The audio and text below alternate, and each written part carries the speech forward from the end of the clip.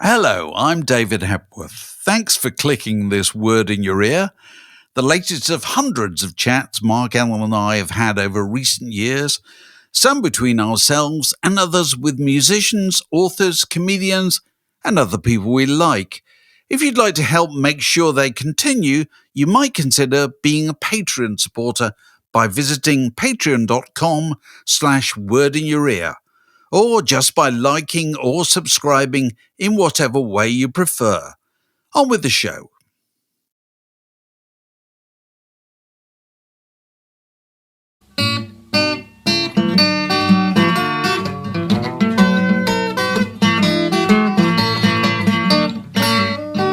You're listening to a podcast from The Word. Welcome to Word in Your Ear. I'm David Hepworth. I'm joined this week by Alex Gold. Hello, Alex. Hello.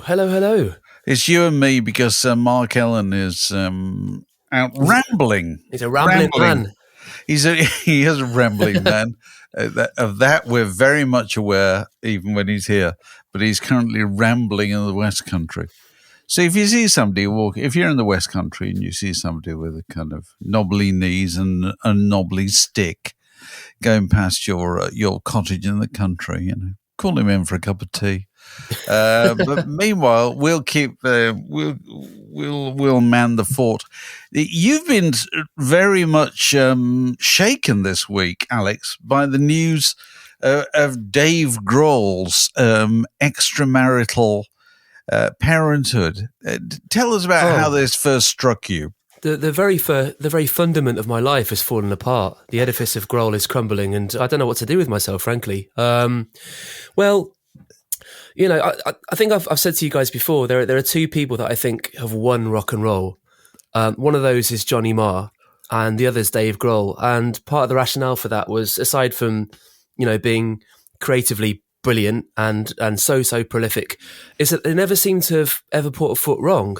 And now Dave Grohl has gone and messed all of that up, and I'm going to have to go and rewrite my whole theory by fathering a child outside of his 21-year marriage, which he has announced, interestingly, on Instagram. Yes. Which is a very intriguing way to handle such a situation. Clearly he was trying to preempt it being dropped outside of his control and own the situation to a degree. Didn't Mark say to us that he worked out that the announcement came halfway, pretty much bang on halfway through the presidential debate? It did, which cannot be accidental, a coincidence. And it's very sensible, because they always say, with these things, you've either got to bury them or kind of get out ahead of them is the expression they always use, don't they? It's interesting you should say the Instagram is an odd place to do it, because Instagram is kind of the place where people do all that sort of stuff nowadays. It is, but announcing something like that, coming from source, I can't think of any other situation where that's happened before the news has got to it. I think marriage breakups in Hollywood and so forth, I think it's quite common for them to be, that's a bit different, isn't it? Marriage breakups are kind of consensual things where both parties are equally kind of have equal agency to it. Whereas, fathering a child outside of your marriage, that's a bit different, isn't it? Well, I don't know the details about this at all, because, has this child been born yet? Do you know any of this background? Yeah. Oh, okay, this child's been born, right, fine.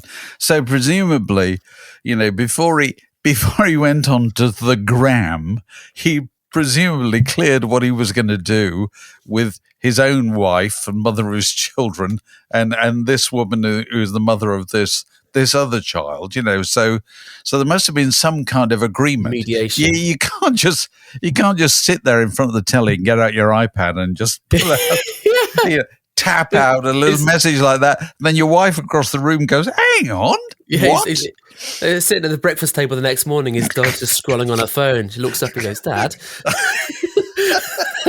It can't really happen like that at all. No.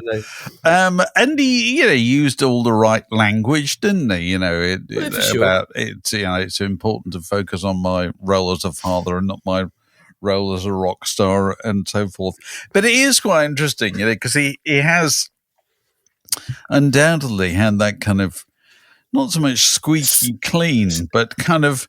He's almost the patron saint of rock, isn't he? He sort of is. I was being asked yesterday. I did a thing because I've been doing publicity for my book. Hope I Get Old Before I Die. Plug.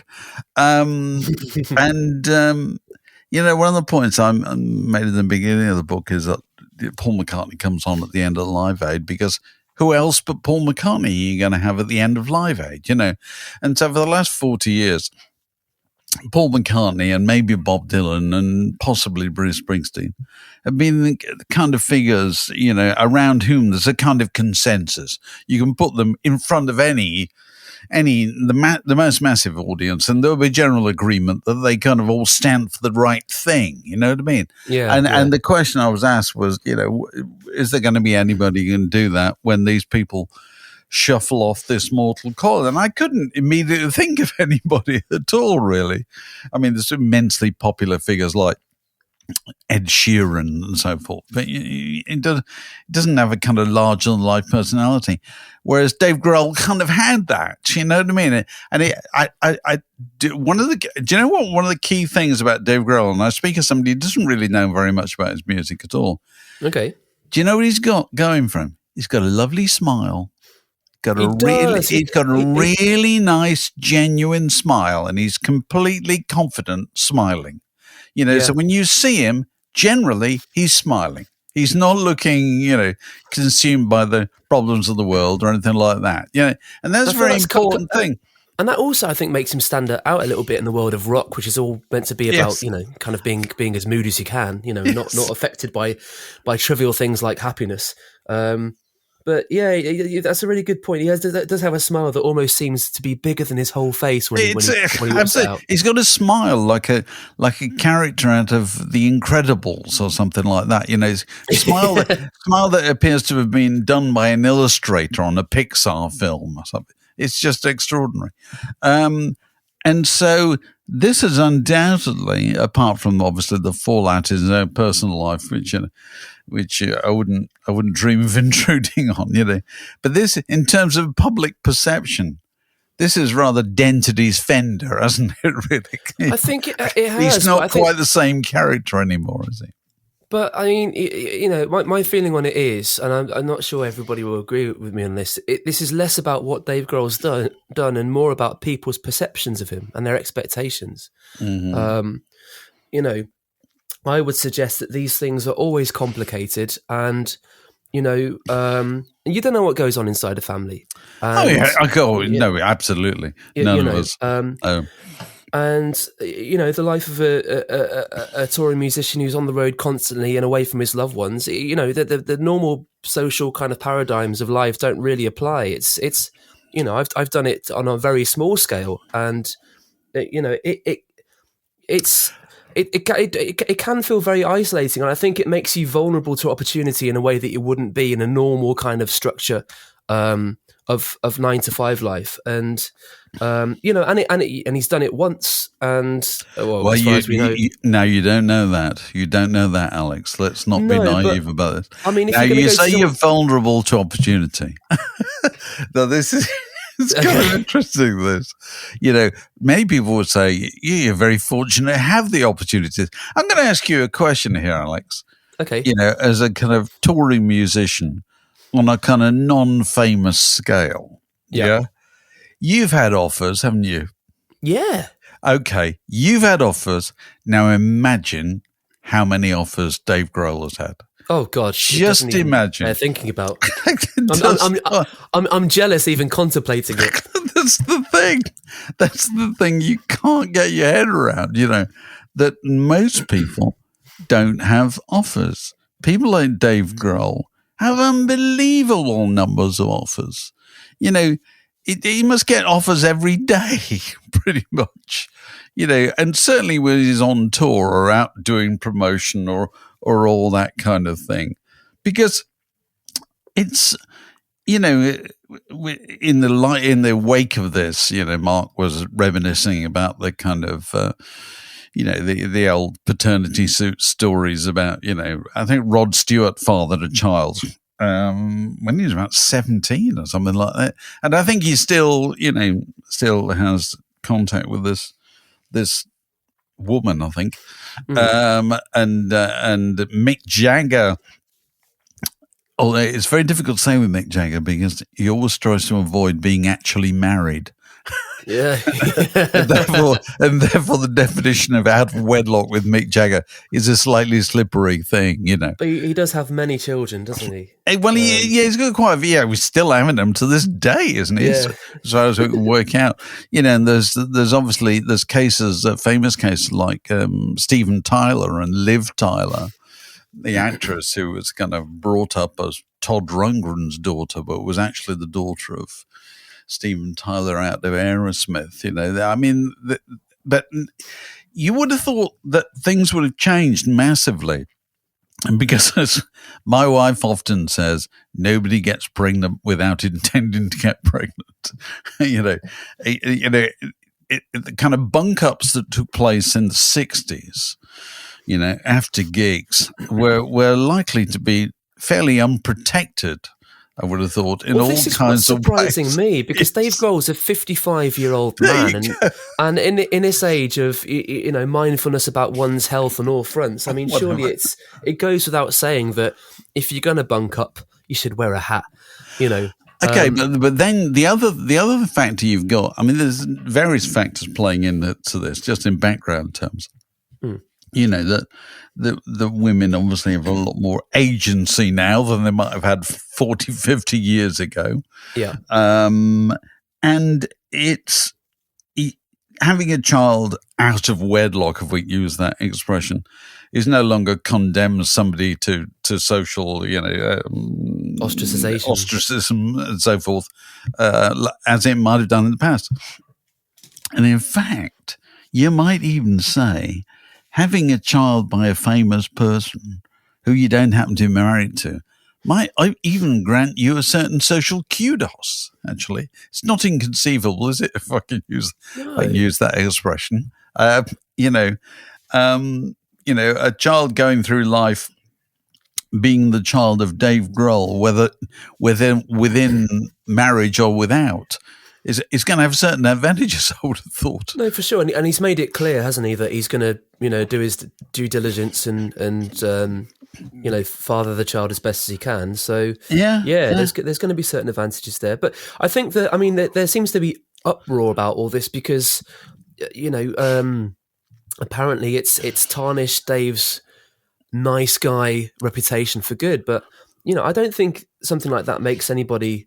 I think there's a big difference between, you know, slipping up and being flawed and having faults and, you know, actively causing harm. And I don't think this comes under the latter category. I just think it makes... I don't think it makes him any less nice. I just think it makes him more human. The shine goes off slightly. That's all. No, sure, that's all it is. It's very difficult for him to kind of... You know, because he was the kind of honest broker figure of popular music, wasn't he? You know, that you could always get on Dave Grohl to kind of explain what was going on. He could explain the world of Beyonce, and he could explain the world of Eric Clapton at the same time. You know what I mean? He just kind of did that. Whereas now he's always going to be, oh, wasn't he the bloke who had that? You know, had that woman out of his had that child out of his marriage, you know, in middle age and so forth.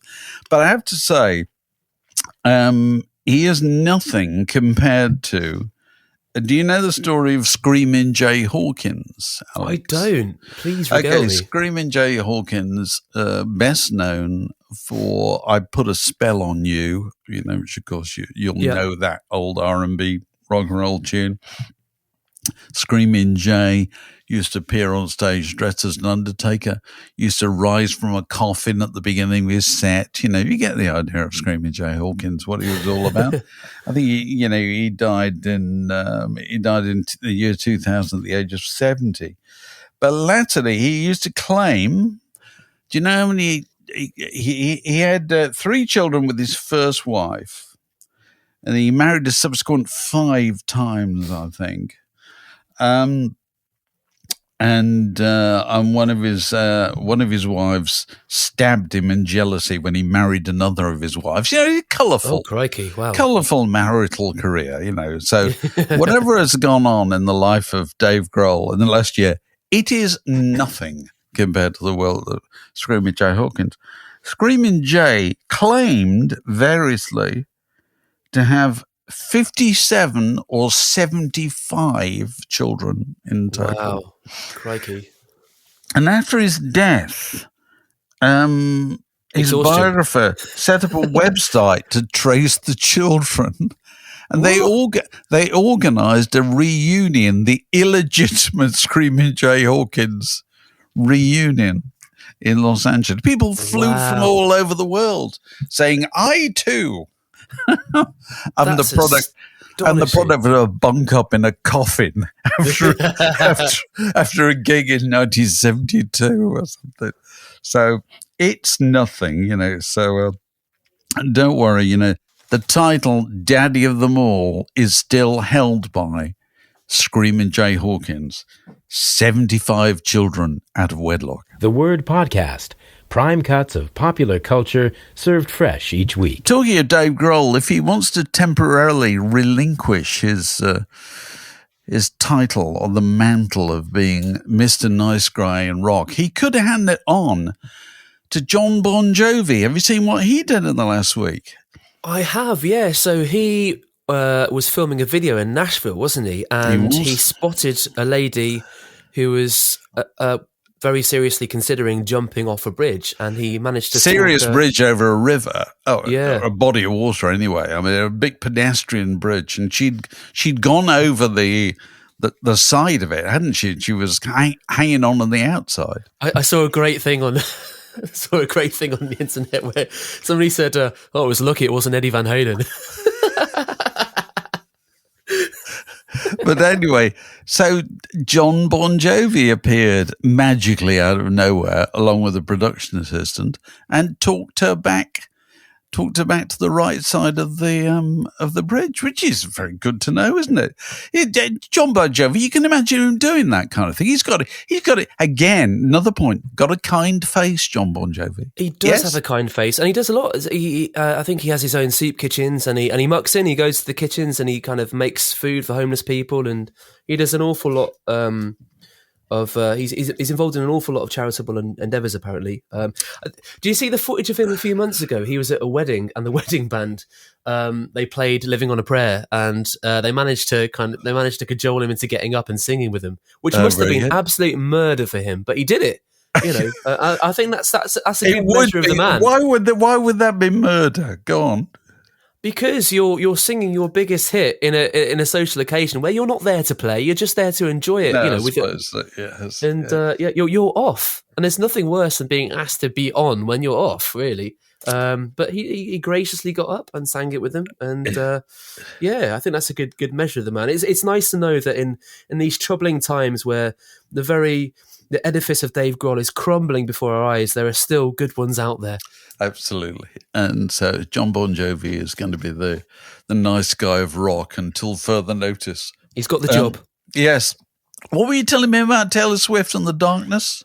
Oh, yeah. So there's this viral clip where she was spotted at the US Women's Open, I believe it was. And one of the songs they tend to play over the speakers at these things is, I believe, a thing called Love by the Darkness. It's big at sporting events in America. Why would that be? Why is that song? I don't know. It doesn't make any sense at all, does it? The sound of it is just fantastic, though, isn't it? It's jubilant. It's as jubilant as you can possibly get. It's not "We Are the Champions" or something like that. That it's got a kind of direct. It's a bit more jaunty. "We Are the Champions" is a bit of a dirge, really, isn't it? If you think about it. Okay, but all right. I'm just thinking of the sporting connection. Anyway, so Taylor was singing along to this.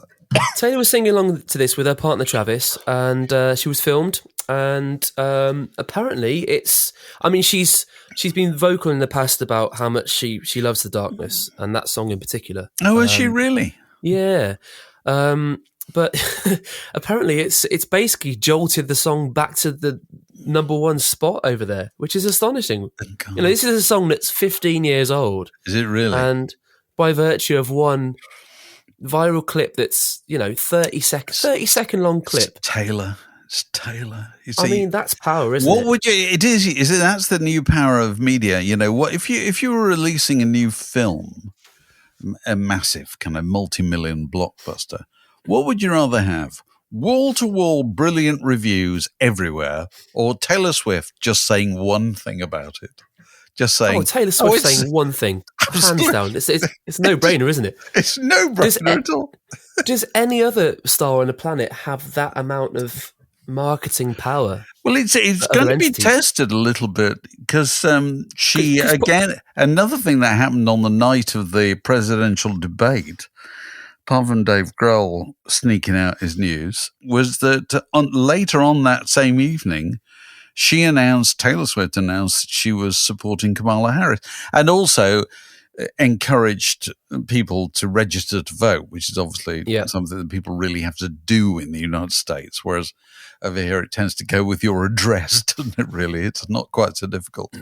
And there was a lot of speculation as to how successful, how likely people were to follow her advice. And I think I read some story that 300,000 people had registered to vote in the wake of it, who you could assume were, in her tribe, which is, I always think that's really good. I mean, if anything that gets people to register to vote, anything that gets people to vote is a good thing.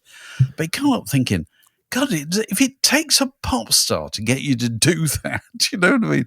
Have a look at yourself in the mirror, you know what I mean? This is your civic duty. You shouldn't need... It's kind of the same. It follows on from Dave Grohl, I think, nicely, because it's another example of how we look up at these people to be the paragons of virtue that we aren't. And regardless of pop music's place in the in the cultural spectrum, we still put these people on pedestals to a degree. And I think the thing about Taylor Swift as well is because of her country credentials and the pop credentials. Her fan base sort of crosses the political divide. Yeah, I'm sure that's true. Mind you, Alex, I'm just to interrupt at one point.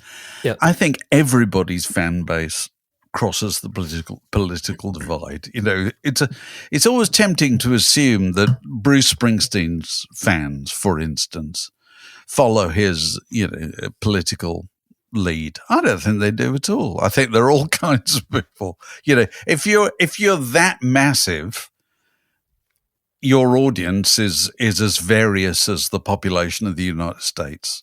No, that's a fair point. Or the number of people in Brent Cross Shopping Centre, or the people on the tube train with you. That's what they are. They don't necessarily follow your lead.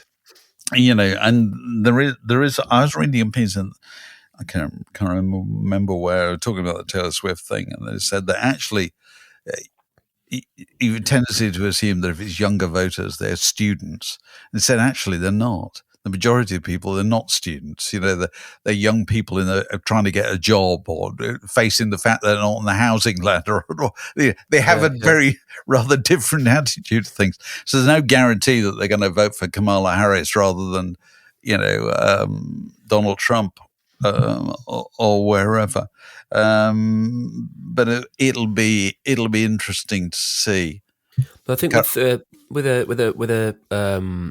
with an artist with as fervent a fan base as Taylor Swift's, I mean, because Swifties are all, hugely dedicated to the cult of Taylor. She's kind of the person that they want to be. So if she suggests that they vote for Harris in the election, I think they're going to want to do it because, she's kind of, I think more than probably any recording artist on the planet at the moment, she's kind of seen as the guiding light, isn't she? Yeah, I just don't know if it follows people into the voting booth. I don't know. I've got no way of knowing at all. But, as I say, I think encouraging people to vote is always a good thing. And, for that, she should be applauded. This is a junction in the word podcast. It separates that bit from this next bit. Zoot Money died this week. Alex, I bet you don't even know who Zoot Money was, do you? I do, and I don't. I know him because he's a friend of the Small Faces show. Oh, I see. Yes, he would be. Yeah, but all the... Did he come along to see see you when you were doing that. He came along a few times, but he always came along to the ones where I was away on the ship and kind of organising it all remotely. So I never actually got to meet him. But yeah, he was a very kind of loyal supporter of the show. He loved kind of what it was about and very kind of supportive of the whole thing. But yeah, he had a very, very long and illustrious career. Extraordinary. I think he only had one hit, kind of minor hit. I don't know, in the late 60s. But he was always, if you read The Melody Maker in the 60s, you would always be immensely aware of Zoot Money, who was one of the leading loons, as they used to call them, of the time. Larger than life behavior. You could always count on him for that. And you would generally be in the company of, I don't know, Keith Moon or Viv Stanshall or these kind of figures.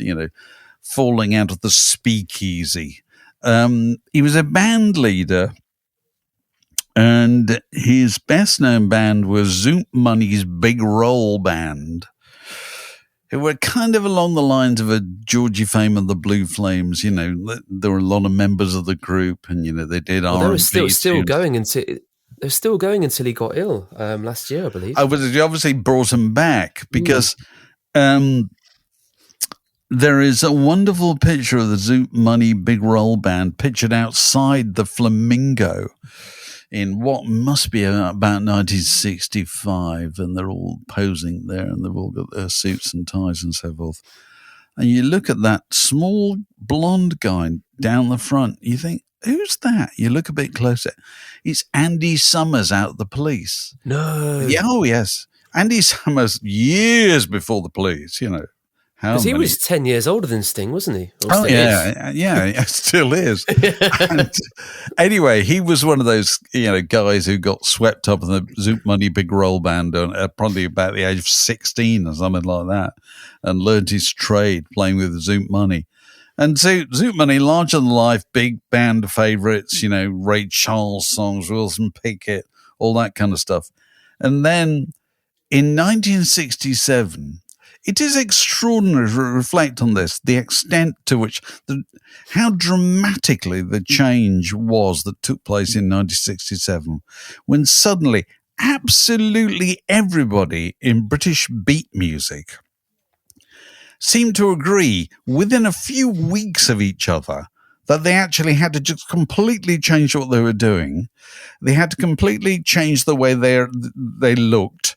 They had to wear caftans instead of suits. They had to have kind of strange droopy mustaches, and they had to change the name of the group.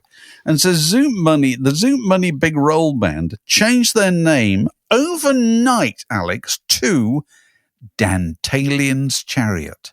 Let's say that once more. Dantalian's Chariot. The Zoot Money Big Roll Band. You can see that picture right now, can't you? You can see the Zoot Money Big Roll Band. Now, see Dantalian's Chariot. You're seeing caftans. You're seeing Charlie Chan mustaches. You're seeing kind of bell bottoms, yes? I'm smelling patchouli oil as well. You're definitely smelling patchouli oil. And so it's the most abrupt personality change in the history of popular music. They went from one to the other. And Zoot never seemed really fitted for that world of kind of being serious and mystical, because he was the kind of the party animal, you know what I mean? It never quite took. But anyway, he kicked around for years, worked with loads of people, as you say, Maintenance Small Faces and all those kind of people, would have known absolutely everybody. Left for a while, I think, in the 1990s. And he was the kind of music director of Melody FM, which was a middle-of-the-road commercial station founded by Lord Hanson. And then popped up, I think he was the musical director of Tutti Frutti, which is the Scottish comedy drama, which is very successful on British TV, which introduced Robbie Coltrane and Emma Thompson to the British public, Right. So he dabbled in all kinds of stuff, and passed away just the other day. I think in his 80s that be the case. As did Herbie Flowers, the great British musician, session player, probably best known for two things. He wrote Grandad, which was an enormous hit for Clive Dunn in 19... I didn't know that. Oh, yeah, he wrote Grandad. Wow. And I think probably damn nearly in the same year, he had an even greater claim to fame, which is he played the bass part on Lou Reed's Walk on the Wild Side. So, the bass part, which is, as far as I'm concerned, that's the record. Without the bass part, there is no record there at all. Yeah. And he did it on a session at Trident Studios in St Anne's Court in Soho, produced by Ken Scott. And he came along with his string bass and his electric bass and said, I think what you should do is do it on both, So I'll record it on string bass, then I'll record it on electric bass, which had the happy effect of not just making the sound really characteristic and, we can all close our eyes and we can all hear the bass sound on Lou Reed's Walk on the Wild Side now after all this time, but it also had the happy effect of making sure that Herbie got double the session money for paying two instruments. Yeah. So I think that probably means he got 60 quid for the day rather than 30. I don't know, whatever it was.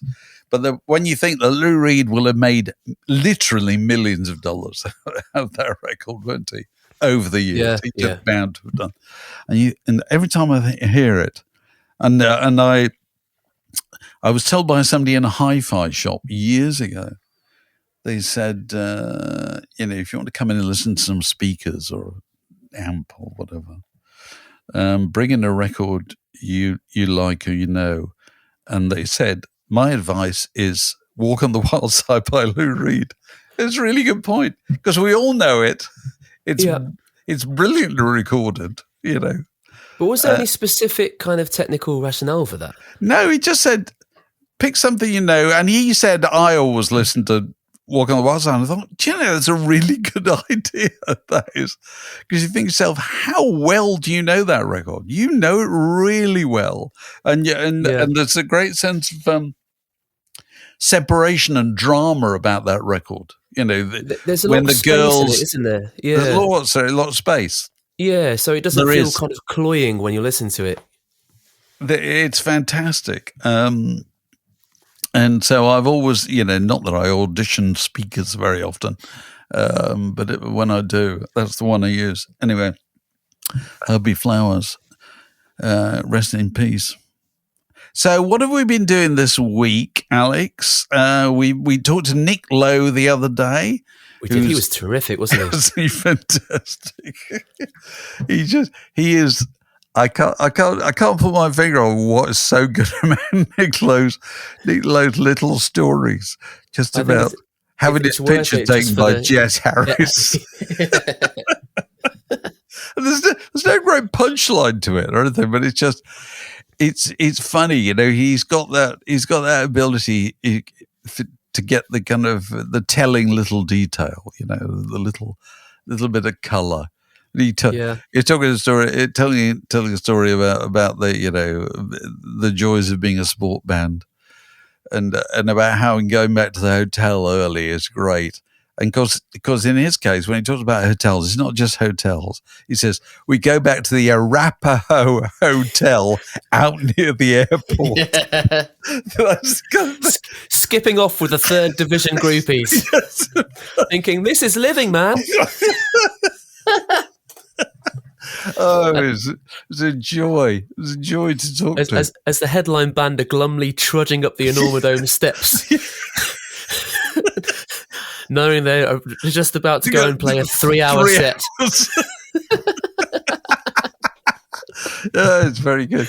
So that's on there. And who else have we talked to? We talked to David Nichols, the author of One Day, and about all things One Day, and the kind of the compilation tapes that run through that story, and which has resulted in him doing a compilation album which is coming out later in the year.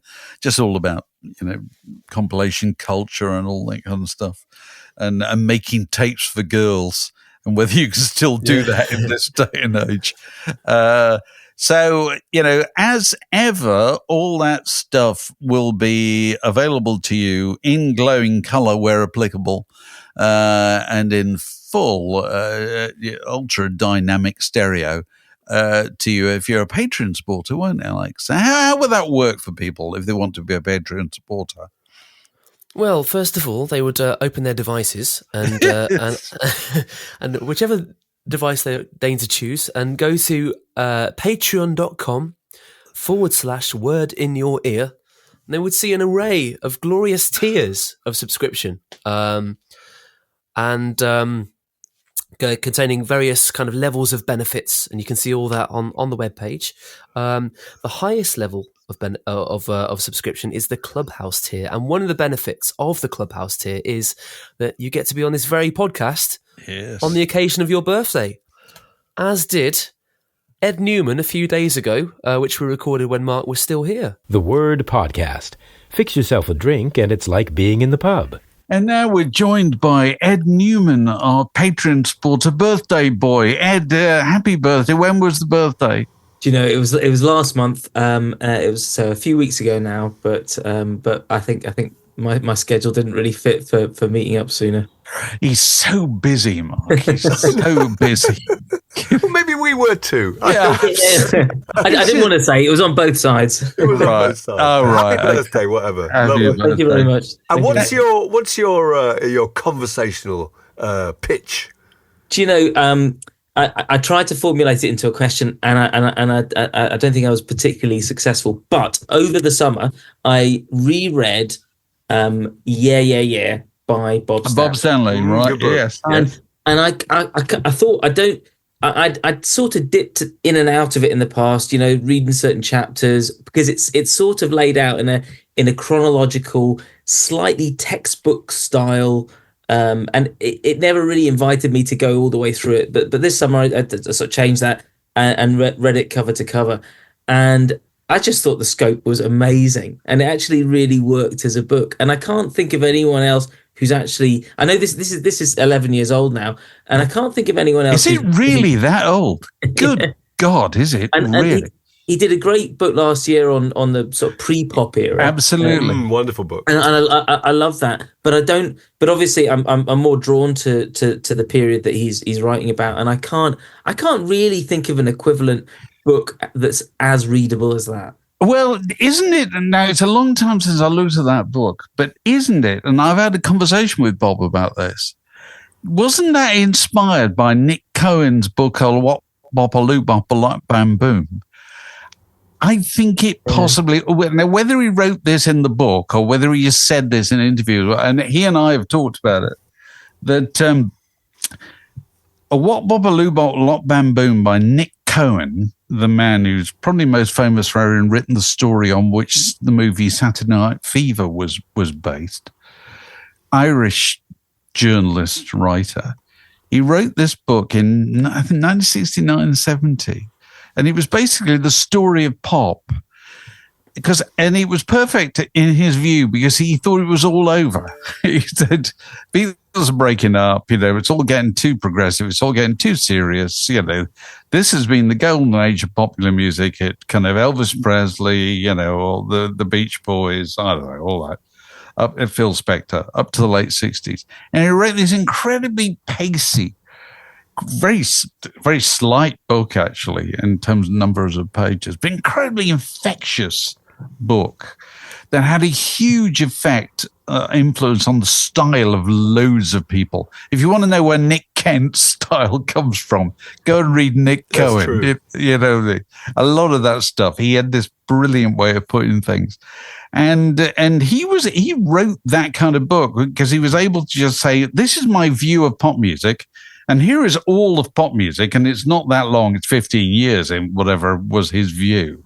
And I think what Bob did years later was to kind of take very much a similar approach, but go further. You know what I mean? And the difficult thing is if you go a really long way, it's almost impossible. I think about this myself, that you can't write about it. I think it's really difficult to write a book that writes about the Beatles or Creedence Clearwater Revival, the Sex Pistols, and then writes about Massive Attack.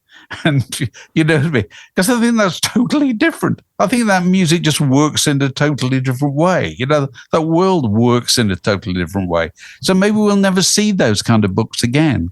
We only saw them when it was relatively easy to put your lens on all of pop music and feel that you'd included it all. That's funny. It's the very book that I would have mentioned too. And I think what's most extraordinary about that book, as Dave was saying, he wrote it, I think, when he was 22, and he thought, rock, he'd gone off pop music, rock music had become pretentious, and it was Jethro Tull, and it was Led Zeppelin, But and now we're used to either people writing about pop music who weren't born at the time, or people who were born at the time but writing about it in hindsight. And what's fantastic about that book is it's written during the time that's going on. So he was writing about his experience as a teenager while all this is all around him, and he thinks it's all over. So it has, doesn't it, David? An incredible pace. It's got an amazing urgency. Yeah. I think he feels genuinely that he's disappointed by rock music, has no idea this thing's going to last, and he thinks he wants to capture this before it disappears, which is extraordinary.